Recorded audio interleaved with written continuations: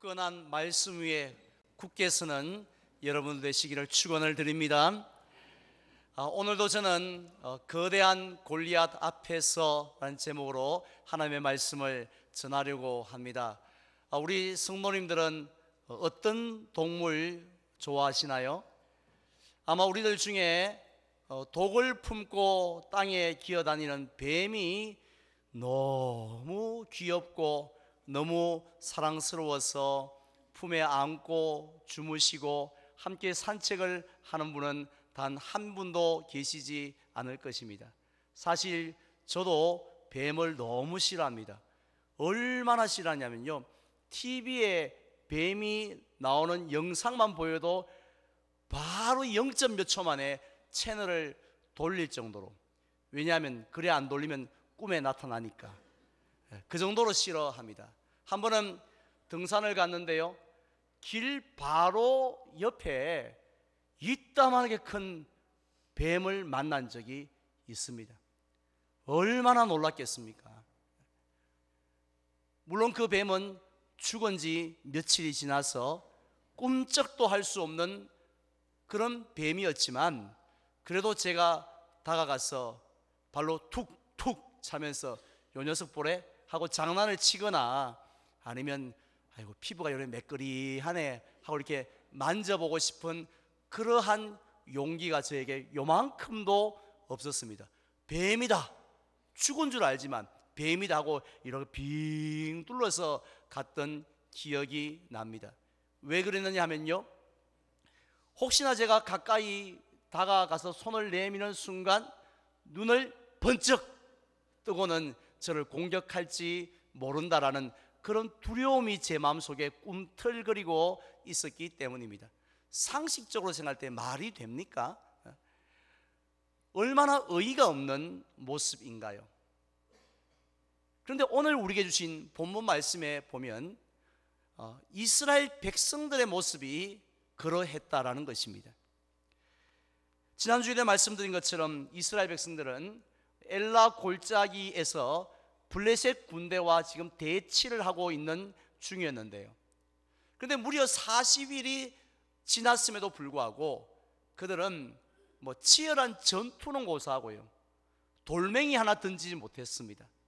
소리 한 번 질러 보지도 못했습니다. 이유가 누구 때문이었다고요? 오늘 본문 제목처럼 거대한 골리앗이 그들 앞에 떡 버티고 서 있었기 때문에 그들은 말 한마디 하지 못하고 벌벌 떨었다는 것입니다. 그런데 이렇게 이스라엘 백성이 두려워했던 그 골리앗은 태어날 때부터 3m였습니까?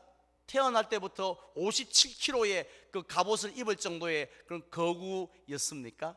태어날 때는 얼마나 귀엽겠어요. 얼마나 사랑스러웠겠습니까? 그런데 세월이 지나면서 점점 더 이 골리앗이 별것 아니라 생각했던 그 아기가 자라서 이제는 괴물이 되어 가지고요, 무시무시한 괴물이 되어서 이스라엘 백성을 벌벌 떨게 하는 그런 존재가 되고 말았다는 것입니다. 자, 하지만 골리앗 앞에서 벌벌 떨고 있는 그 이스라엘 백성들의 모습을 하나님께서 보실 때에 그 모습은 정상적인 모습이 아니었습니다. 즉 하나님이 원하시는 그런 모습은 아니었다는 것입니다.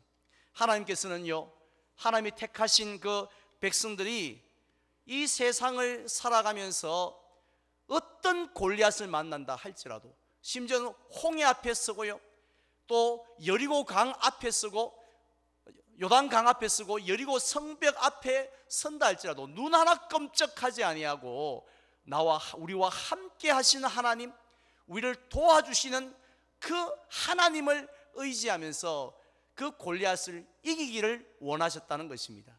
그래서 골리앗을 이긴 다음에 모세가 잘해서 이겼다고, 여호수아가 잘해서 이겼다고 하면서 사람을 치켜 세우는 것이 아니라, 우리는 마른 막대기 같았지만 하나님의 능력으로 이겼다고, 하나님의 지혜로 이겼습니다, 하나님의 은혜로 이겼습니다 하면서 하나님께 찬양과 영광을 돌려드리고요, 주변 사람들에게 봐라, 하나님이 어떤 분이신가 하고 그것을 드러내기를 원하셨습니다. 그게 바로 하나님이 이스라엘 백성에게 원하는 그 원래의 모습이었습니다. 오리지널 디자인이었다는 것입니다.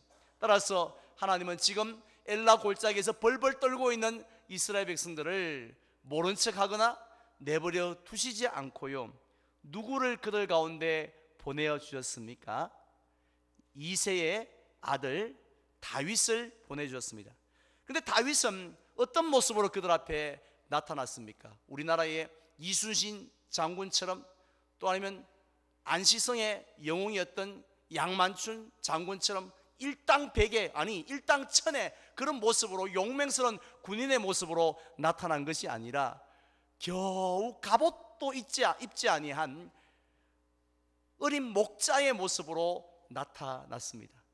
그리고 또 거대한 무시무시한 창이나 칼을 들고 나타난 것도 아니었고, 겨우 양떼를 지키는 데 필요한 막대기와 물맷돌 5개를 가지고 나타났습니다.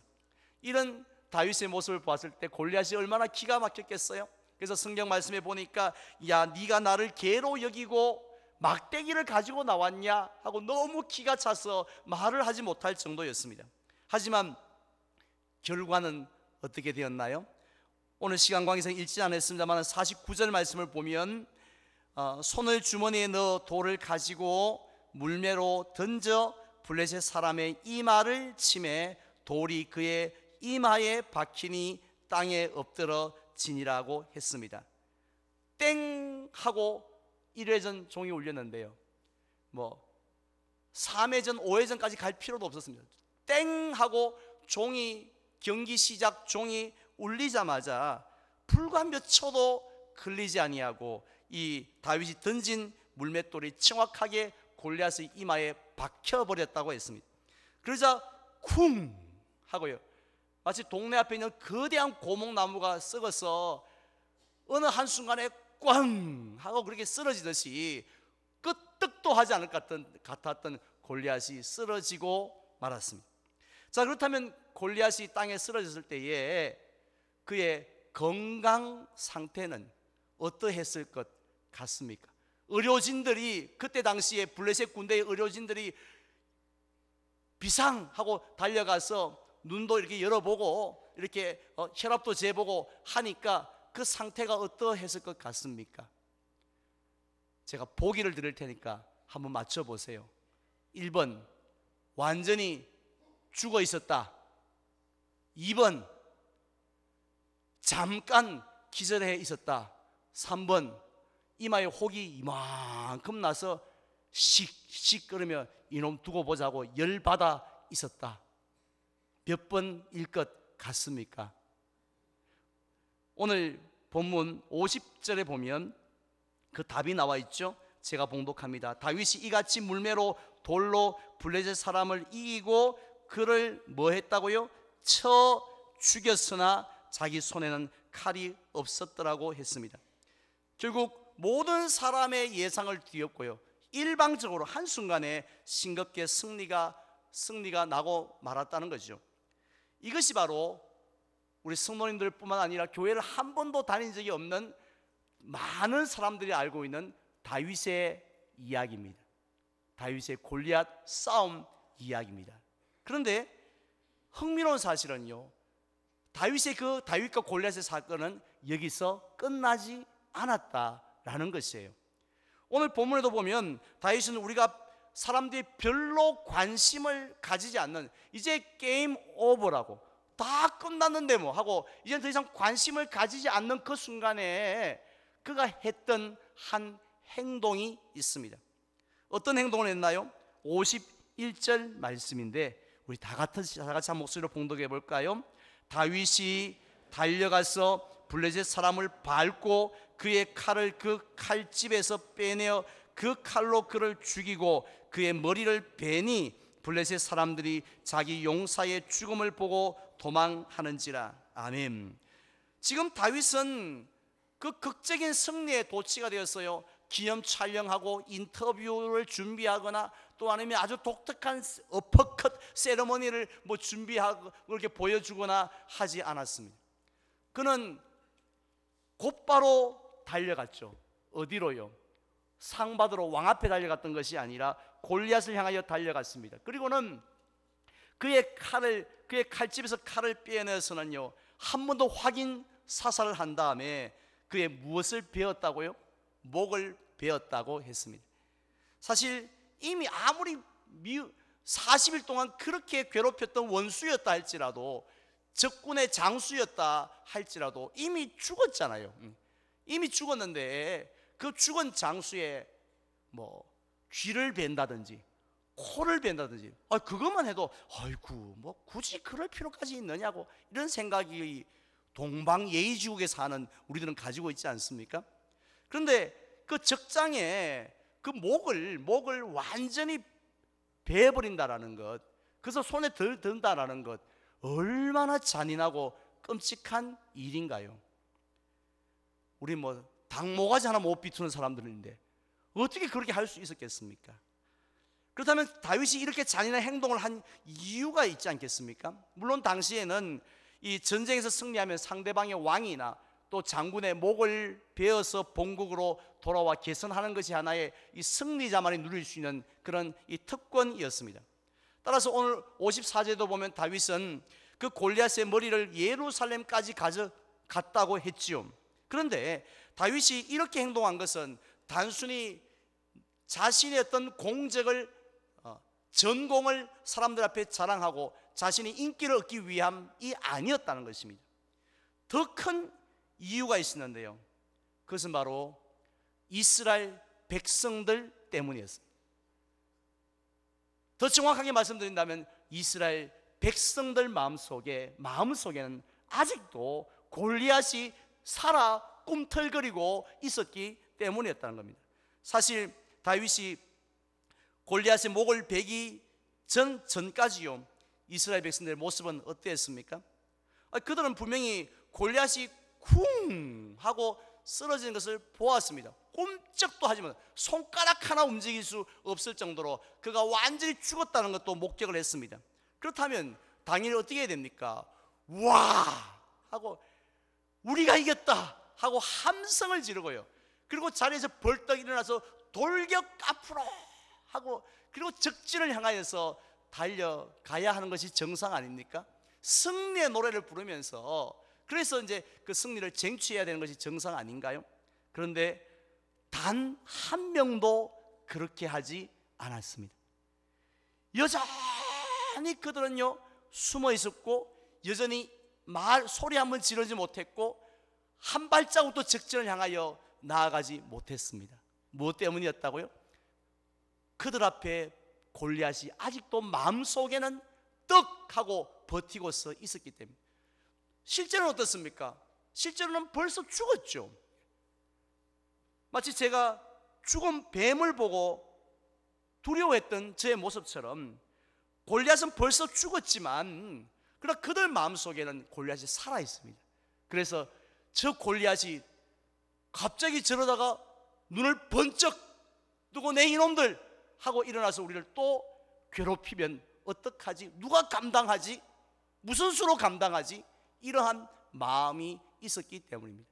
결국 다윗은 승리했지만 다윗을 따르는 이스라엘 백성은 여전히 패배 가운데 있었다라는 것입니다.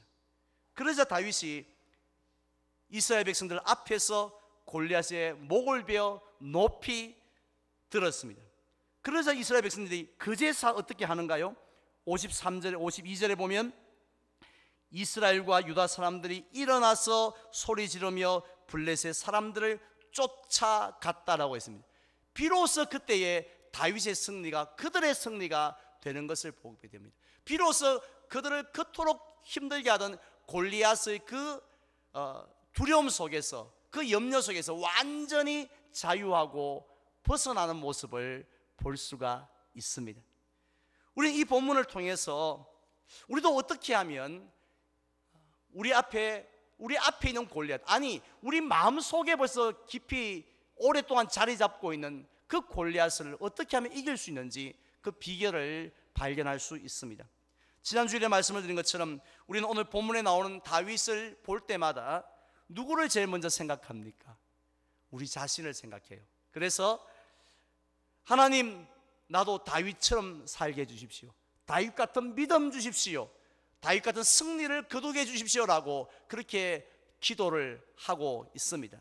하지만 실제로 하나님께서 그 엘라 골짜기에 있는 그 비참하게 살고 있는 이스라엘 백성들에게 보내어 주셨던 그 다윗은 누구의 그림자입니까? 신약 시대에 나오는 예수 그리스도의 그림자인 줄 믿습니다. 실제로 우리 예수님은요, 2000년 전에 이 땅에 오실 때 어떤 모습으로 오셨나요?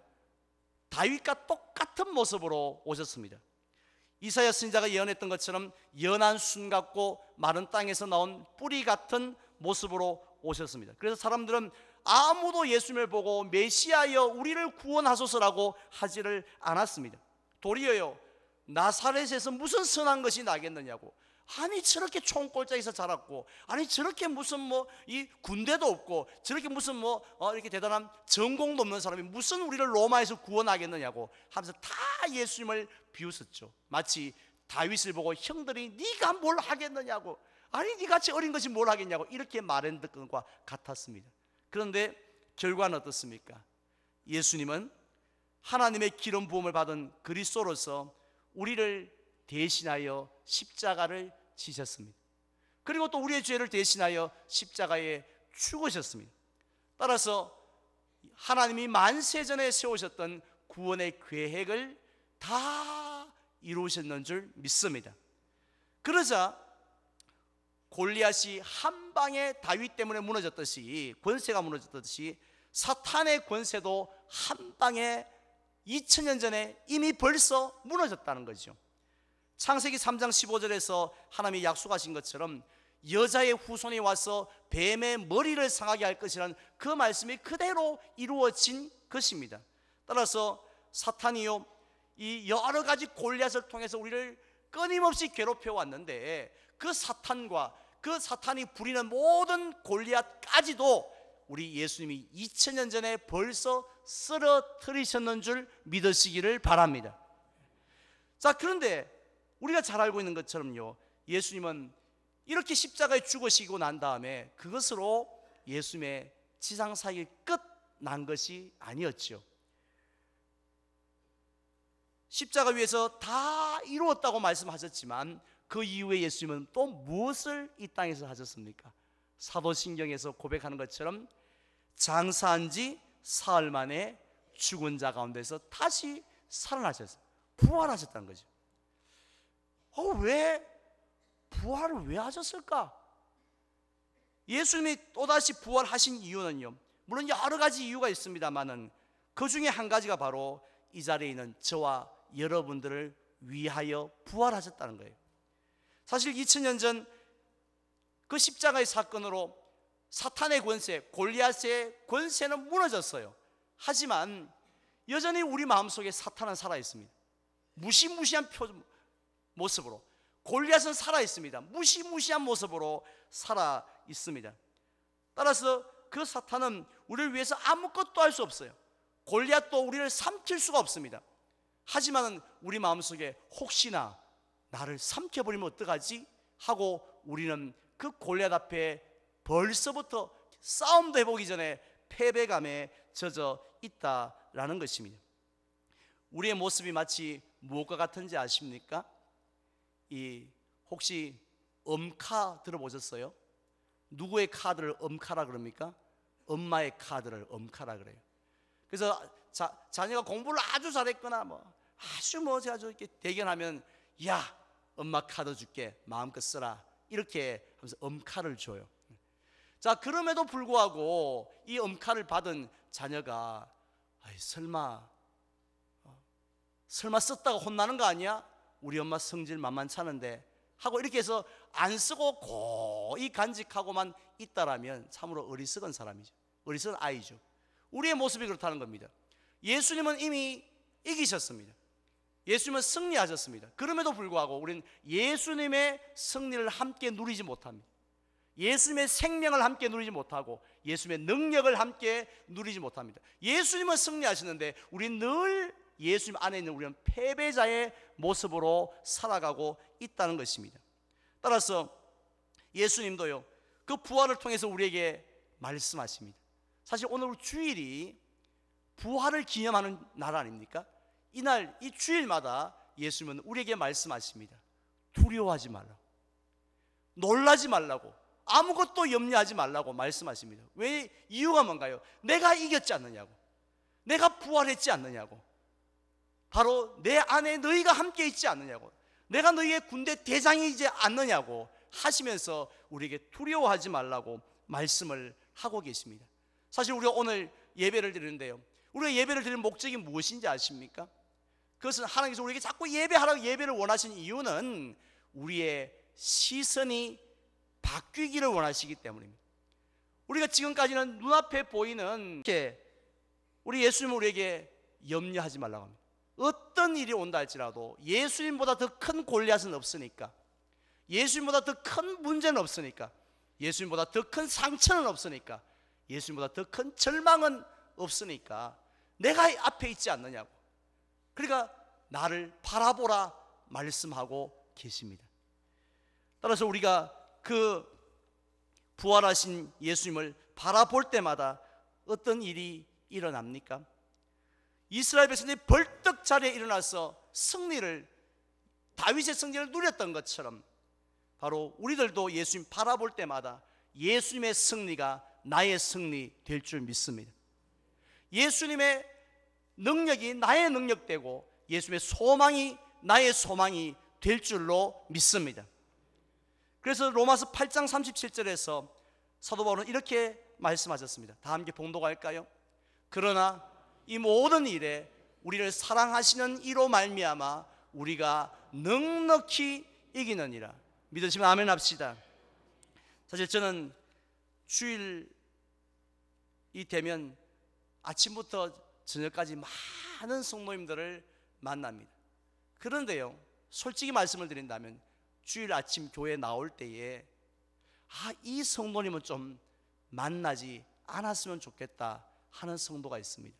그래서 그 성도가 주로 어떤 자리에 예배 때 어디에 앉으니까 그쪽을 바라보지 말아야지, 또 식사할 때는 어디 앉으시고 또 차를 마실 때는 주로 어디 계시니까 내가 그쪽으로 가지 말아야지 하는 생각까지도 합니다. 목회자의 블랙리스트라고 할 수 있는데요, 누군지 아십니까? 연거푸 고난을 당하는 분들이에요. 아니, 연거푸 경사가 난 분 같으면 제가 얼마나 만나고 싶겠습니까? 집사님 축하합니다. 아이고, 아들 이번에 합격했다면서요. 아이고, 권사님 축하합니다. 만나고 싶어서 제가 찾아다닐 겁니다. 하지만 연거푸 어려운 일을, 질병에다가 물질의 여러 가지 문제 가운데 어려운 건데 빠지게 되어지면 사실은 제가 너무 민망하고요. 그리고 또 어떤 생각이 드냐면 내라면 교회에 오겠나 하는 그런 믿음 없는 생각까지, 내라면 무슨 재미로, 무슨 맛으로 예배를 드리고 무슨 맛으로 기도하겠나 하는 마음까지도 사실은 가져요. 그런데 놀라운 사실은 뭔지 아십니까? 오히려 그분이 저를 위로하고 간다. 그분이 저를 위로합니다. 이유가 무엇입니까? 그분이 원래부터 대단한 분들이었기 때문이 아니라 바로 부활하신 주님이 만나주셨기 때문인 줄 믿습니다. 예배를 통해서 그의 시선을 골리앗이 아니라, 마음속에 있는 골리앗이 아니라 부활하신 주님을 보게 하셨기 때문인 줄 믿습니다. 오늘 일부 예배 때도 내일 모레 이틀 후에 직장 암 수술을 받아야 하는 젊은 여자 집사님이 앉아서 찬양을 했습니다. 우리가 상식적으로 생각할 때는 딱 보면 끝에서 둘째 줄 세 번째 저분이 암 수술 받을 자구나 딱 알 것 같지 않습니까? 내일 모레 암 그 수술 받는데 얼굴이 얼굴이 벌써 다 쓰여져 있지 않겠어요? 아무리 안 그러려고 해도. 그런데 표시가 났을까요? 나지 않았을까요? 표시가 나지 않습니다. 저만 알죠. 우리 성도님도 개인적으로만 알지, 누가 지금 내일 모레 그런 어려운 수술 받을 분 누군지, 그것도 연거푸 당한 고난 앞에 누군지 맞출 수 없다는 거죠. 이유는 부활하신 주님의 능력 때문인 줄 믿습니다. 오늘 처음 교회에 오셨다 할지라도 부활하신 주님 바라보시기 바랍니다. 그래야 할 때에 예수 생명이 우리 생명, 예수 능력이 우리 능력, 예수의 승리가 우리의 승리가 될 줄 믿습니다. 이런 귀한 복을 누리는 저와 여러분들 되시기를 주님의 이름으로 축원을 드립니다.